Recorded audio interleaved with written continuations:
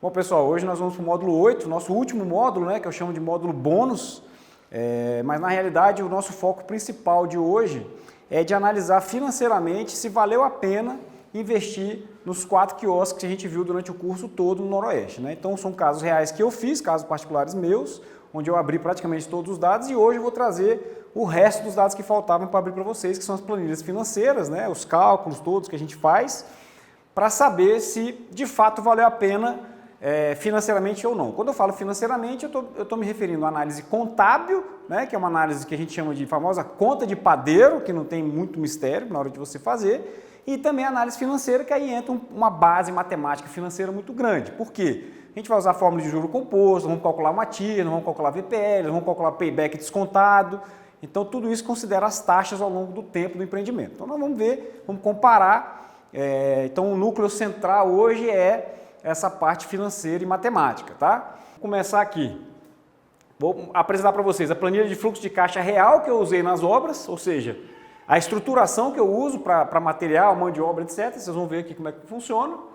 Uma planilha de controle de contas e investimentos para pessoa física, que eu falei para vocês organizarem melhor o que é gasto essencial, o que não é essencial, com base naquilo que vocês conseguem ganhar por mês, salário, alguma conta extra que vocês conseguem ganhar, etc. Modelo de contrato de corretagem e exclusividade para aluguel de imóvel. Então, a gente vai começar nesses três pontos aqui no decorrer do curso, desse módulo 8, na verdade. Como é que a gente calcula, né? Como é que a gente transforma a taxa anual em uma taxa mensal considerando juro composto na calculadora HP12C, que é a calculadora financeira?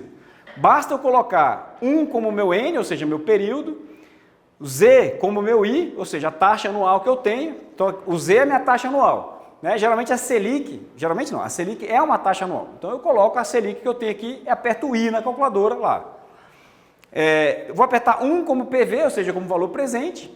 Vou pedir o FV, ele vai dar um valor qualquer. Depois eu vou colocar 12 como meu N e vou pedir o I, que é a taxa mensal que eu quero. Foi assim que eu calculei. Fórmulas que a gente vai aplicar no nosso fluxo de caixa para fazer nossos cálculos financeiros. A fórmula de valor presente, né? Onde eu tenho essa equação, somatório dos fluxos de caixa, dividido por 1 mais I elevado ao tempo, né?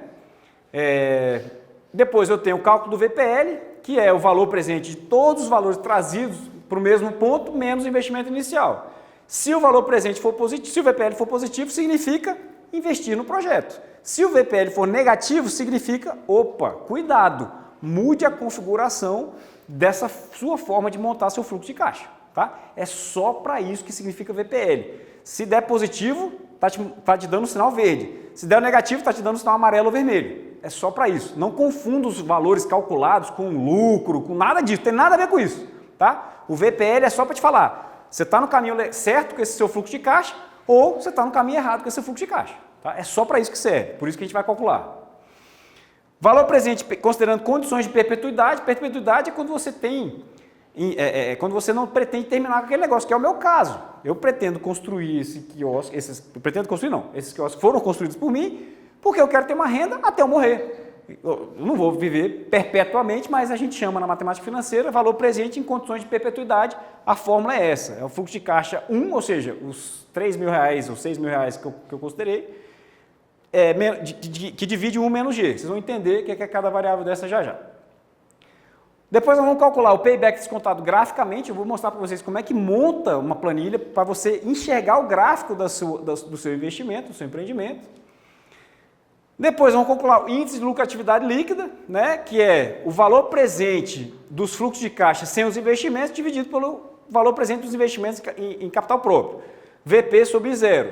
Se essa relação for maior do que 1, o projeto é viável. Se der menor do que 1, mais um sinal vermelho, cuidado que vocês não estão no caminho muito bom. TIR, né? Taxa interna de retorno calculada no Excel. Não vou abrir a equação do TIR, a fórmula do TIR, nós não estamos aqui numa aula teórica, nós estamos aqui numa aula de aplicação prática do conhecimento.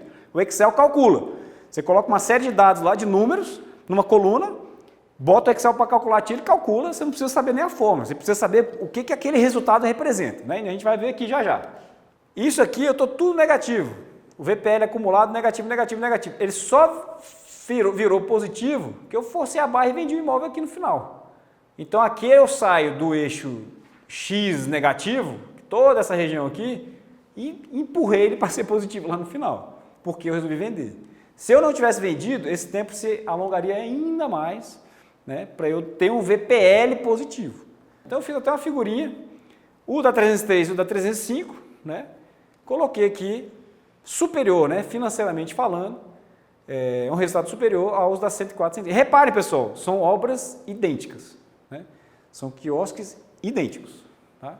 Só que financeiramente falando, aqui na 303 e na 305, eu estou com muito mais dinheiro no cenário do que na 104, 105. Tá?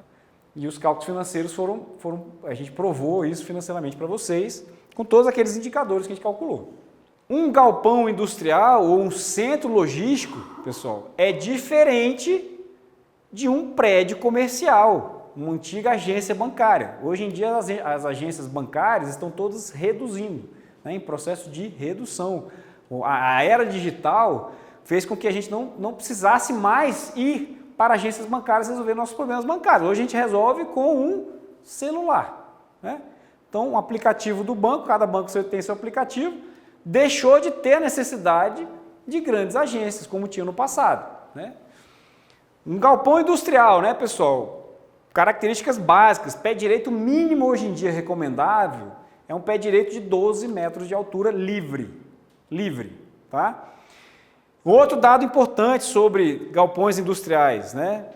Ele tem um negócio chamado cross-docking. O que significa cross-docking num galpão industrial? Você entrar com o caminhão carregado no meio dele, ou seja, você entra aqui no centro com o caminhão carregado, a carga já é distribuída para os dois lados do galpão e em cada lateral do galpão já tem carrinhos menorzinhos para pegar aquela carga e já distribuir. O caminhão entra carregado, o bitrem, por exemplo, entra carregado no centro do galpão, ele já está pronto para vários carrinhos abastecerem com aquele produto e já sair para entrega. Por que geralmente a gente cobra isso em galpões industriais?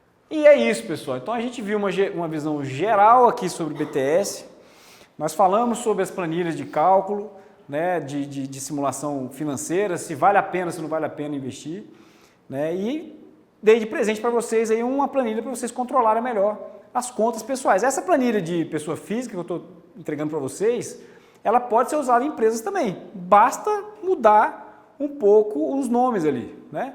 Receita total da empresa, né? Gastos essenciais da empresa e, por último, gastos não essenciais da empresa. Então, vocês podem remanejar aquilo para a empresa também. Espero que vocês tenham gostado. A gente chega aqui ao final do curso do Chão Contato e Locação e ficamos por aqui. Obrigado a todos.